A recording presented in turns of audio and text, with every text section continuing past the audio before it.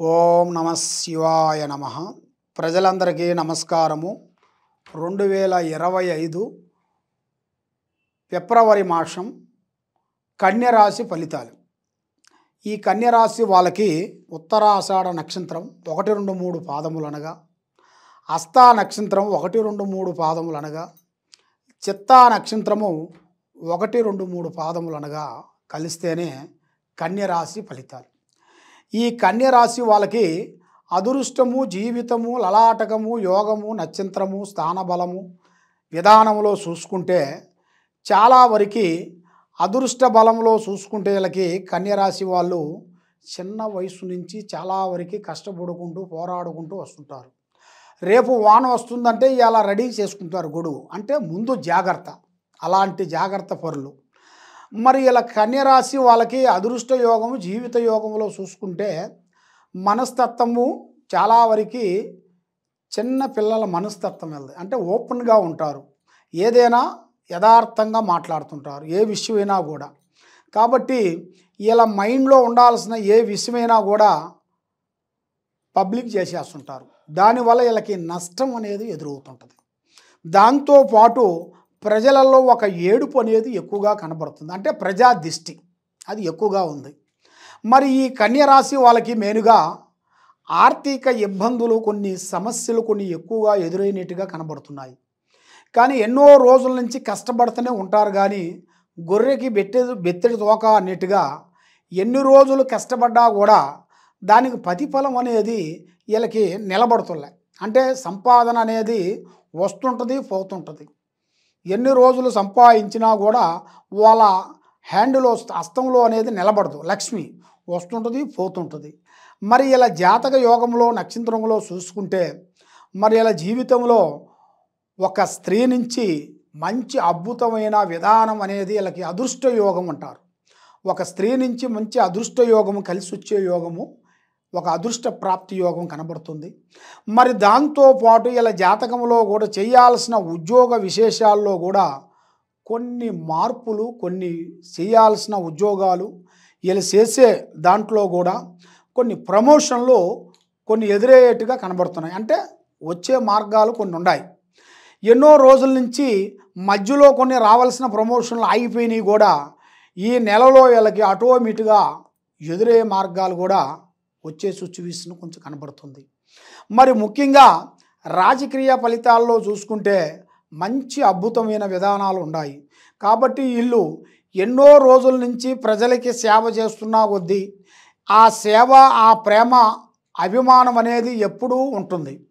మరి ఆ ప్రేమ, అభిమానం ఎల్లప్పుడూ ఉండాలి అంటే వీళ్ళ మీద ఉండాల్సిన ఒక దిష్టి ప్రభావము ఎక్కువగా కనబడుతుంది. అంటే నరదిష్టి ప్రభావం అంటారు. ఆ నరదిష్టి ప్రభావం వలన వీళ్ళు ఎంతలా పనైనా కూడా చేసినా కూడా అది ఏం పని అండి, ప్రతి ఒక్కరు చేస్తారు ఆ పని, అది రోడ్లు వేసేదే కదా, గవర్నమెంట్ నుంచి వచ్చేస్తుంది అని చేసేసాడు అని సింపుల్గా తీసేస్తుంటారు. కానీ ఆయన పడ్డ కష్టము, దానికి పడ్డ విధానము, అక్కడి నుంచి తెచ్చిన విధానము, దానికి ఎన్ని కష్టాలు చేయాలి, ఎన్ని బాధలు పడి ఎన్ని విధానం చేసిందనేది తెలవదు. కాబట్టి అలాంటి సింపుల్గా తీసేయకోకుండా వాళ్ళకి ఇంకా అభివృద్ధిగా కావాలి అంటే వాళ్ళ మీద మెయిన్గా గురుదశ అనేది పెరగాలి. ఆ గురుదశ పెరగాల్సిన టైము దగ్గరికి వచ్చేసింది. దాంతోపాటు వీళ్ళకి శుక్రదశ అంటారు. ఆ శుక్రదశ స్టార్ట్ అయ్యే మార్గము మార్చిలో ఎదురయ్యే మార్గాలు కనబడుతున్నాయి. అంటే 3వ నెలలో మనకి కొత్త సంవత్సరం అనగా ఉగాది టైం నుంచి వాళ్ళకి మంచిగా శుక్రదశ అనేది ఆటోమేటిక్గా ఎదురవుతుంది. ఎందుకంటే వాళ్ళు పట్టిందల్లా బంగారం, వాళ్ళు చేసిందల్లా పని విజయం అనేది కలుగుతుంది. మరి ఇప్పుడు వాళ్ళకి ఏది చేసినా కూడా బంగారం పట్టుకున్నా రాగి తేలుతుంది. ఇప్పుడు అలాంటి టైం అయిపోయింది. మరి ఇలాంటి టయాలలో వాళ్ళు ఏ ప్లాన్ చేసినా, ఏది చేసినా కూడా అభివృద్ధి రాకోకుండా అయిపోతుంది. మరి ఈ వ్యవసాయదారులకి మళ్ళీ నూతన పనులు, నూతన కార్యక్రమాలు చేయాల్సిన వ్యవసాయ విశేషాల్లో కూడా పెద్ద పెద్ద విధానాలు కూడా దాంట్లో మంచి లాభం, పంటలలో కూడా అభివృద్ధిగా చేయాల్సినవి కూడా కొన్ని రాబోతున్నాయి. మరి దాంట్లో పాటు కొన్ని ఎక్స్పోర్ట్ అంటారు. అంటే వీళ్ళు చేసిన తర్వాత దాన్ని మీరు ఇక్కడే చేకోకుండా కొంచెం వేరే దేశాలకు కానీ వేరే ఊర్లకు కానీ పంపించాల్సిన టయాలు కూడా ఎక్స్పోర్ట్ అంటారు, అలాంటిది కూడా అతి దగ్గరలోనే వీళ్ళకి కనబడుతుంది. దాంట్లో మంచి లాభాలు అనేది అభివృద్ధిగా వచ్చే మార్గాలు కొన్ని కనబడుతున్నాయి. మనం ఎక్కడెక్కడో పోయి డైరెక్ట్ పోయి కొనుక్కొని తీసుకొని వస్తుంటాం. అలా కాకోకుండా మనం ఫోన్ చేస్తే ఇప్పుడు అన్నీ మన దగ్గరికి వచ్చేస్తున్నాయి. హలో అంటే వచ్చేస్తున్నాయి మన దగ్గరికి. అలాగా మీరు చేసే పంటల విధానాల్లో కూడా కొన్ని మార్పులు, కొన్ని చేంజెస్లు మీరు చేసినట్టుగైతే దాంట్లో మంచి శుభ ఫలితాలు రాబోతున్నాయి. రాజకీయంలో కూడా అభివృద్ధి రాబోతుంది. మరి ఈ సినీ ఫీల్డ్ వాళ్ళు ఉండవలసిన వాళ్ళకి, తర్వాత ఈ యూట్యూబ్ రంగంలో ఉండవలసిన వాళ్ళందరికీ మంచి శుభవార్త వినబోతున్నారు. ఈ ఉగాదిలో వాళ్ళకి ఒక అదృష్టం అనేది పట్టబోతుంది. అది ఏ రూపంలో వస్తుందో, ఎలా వస్తుందో అనేది చెప్పలేము. అది ఏదో ఒక రూపంలో తప్పకుండా వీళ్ళ నేముని పబ్లిక్లో ఒక మంచి పేరుని సాధించుకుంటారు. ప్రజలలో ఒక మంచి స్పందన సాధిస్తారు. ప్రజలలో ఒక అభివృద్ధి అనేది పొందుతారు. ప్రజలలో ఒక ముందుగా రావాల్సిన యోగం అనేది కనబడుతుంది. మరి దీంతో పాటు వీళ్ళకి ఎన్నో రోజుల నుంచి కొన్ని సమస్యల్లో ఇరుక్కబోయి, కోర్టు సమస్యల్లో సతమతమైపోయి, భార్యాభర్తలు కానీ, కుటుంబంలో విషయాలు కానీ, స్థానంలో కానీ, లేదు భూమి విశేషాల్లో కానీ సతమతమైపోయి లేనిపోయిన దాంట్లో వీళ్ళు ఇరుక్కోవటం కానీ, అలాంటి కొన్ని కోర్టు సమస్యల్లో ఎంతో బాధపడే వాళ్ళకి ఇప్పుడు ఒక మంచి అవకాశం అనేది ఒకటి రాబోతుంది. అలాంటి ఒక మంచి అవకాశము వీళ్ళకి మంచిదే, చెడుగు కాదు. మంచిగా అంటే తొందరగా సమస్య తీరాల్సిన టైము, మనకి కొత్త వాళ్ళు పరిచయం కావాల్సిన వాళ్ళు, ఆడవాళ్ళు కానీ, మగవాళ్ళు కానీ, స్నేహితులు కానీ, మిత్రులు కానీ, బంధుమిత్రులు కానీ మనకి ఎదురయ్యే మార్గాలు కూడా అతి దగ్గరలోనే కనబడుతున్నాయి. కాబట్టి వీళ్ళకి మెయిన్గా పూజా బలం తగ్గిన దాని వలన ఏ కార్యక్రమం అనుకున్నా కూడా చేతికాడికి వచ్చింది నోటికి అందుకోకుండా పోతుంటుంది. కాబట్టి మరి అది ఎందువల్ల అవుతుందంటే, మరి వీళ్ళకి పూజా బలంలో కొంచెం బ్రేక్ అయిపోయిన దానివల్ల వీళ్ళు ఏ పనైనా ఎదగలేకోకుండా బ్రేక్ అయిపోతుంటారు. జై శ్రీరామ్. వీళ్ళు చేయాల్సిన పూజా బలం జై శ్రీరామ్ అంటే రాముల వారిని పూజించాలి. ఆ రాముల వారిని మనకి ప్రతి ఒక్క ఊరిలో కానీ, ప్రతి ఒక్క గ్రామంలో కానీ, ప్రతి ఒక్క పల్లెటూరులో కానీ రాముల వారి గుడి అనేది ప్రతి ఒక్క దుక్కున ఉంటుంది. ఎందువల్ల అంటే రాముల వారి గుడి కానీ, శివాలయం కానీ ప్రతి ఒక్క ఊరిలో ఉంటాయి. కాబట్టి ఆ రాముల వారి గుడికి వెళ్ళి మీరు శనివారం రోజున, శుక్రవారం రోజున, సోమవారం రోజున ఆ గుడికి వెళ్ళి కొన్ని ప్రదర్శనలు చేయాలి. చేసి మీ చేతుకుంట కొంచెం ప్రసాదం ప్రజలకి ఏర్పాటు చేయాలి. మీ చేతుకుంట కొన్ని రోజులు తీపి పదార్థములు కొన్ని ఏర్పాటు చేయాలి. మరి మీ జాతకంలో చూసుకుంటే 3 గ్రహాలు ఘోషిస్తున్నాయి. కాబట్టి ఆ 3 గ్రహాలు మీకు అనుకూలంగా ఉండాలి అంటే, ఆ 3 గ్రహాలు మీకు సక్రమంగా మీకు నడవాలంటే మీరు బ్రాహ్మలకి మీ చేతుకుంట ఇవ్వాల్సింది ఆ భగవంతుడు దయ వలన మీరు చేయాల్సిన ఒక వస్త్రదానం కానీ, మన దగ్గర వస్త్రదానం లేకపోయినా కూడా మనకి అన్నదానం అనేది చేయాలి.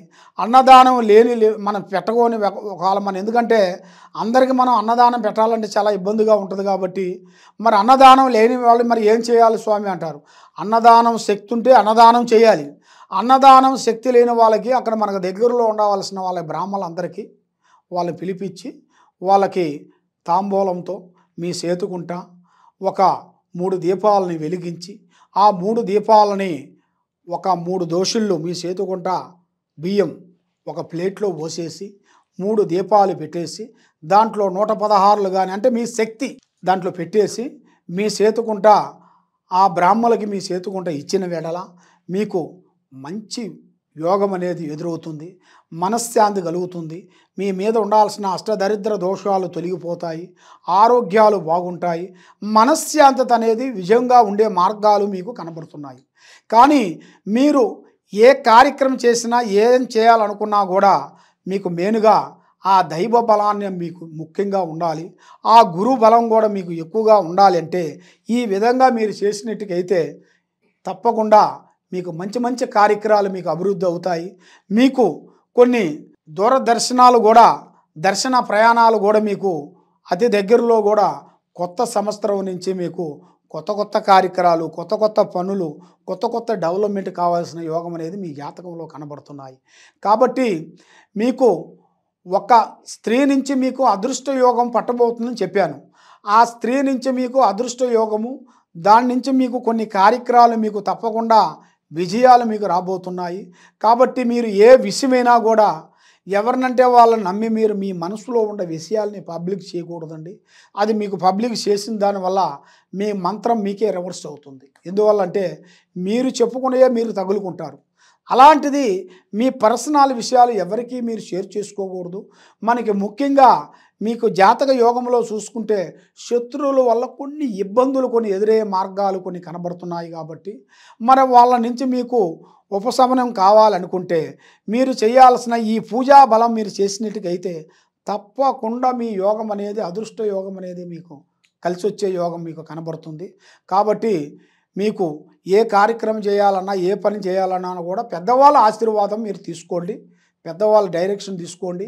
మీకు తప్పకుండా మంచి శుభ ఫలితాలు జరగబోతున్నాయి.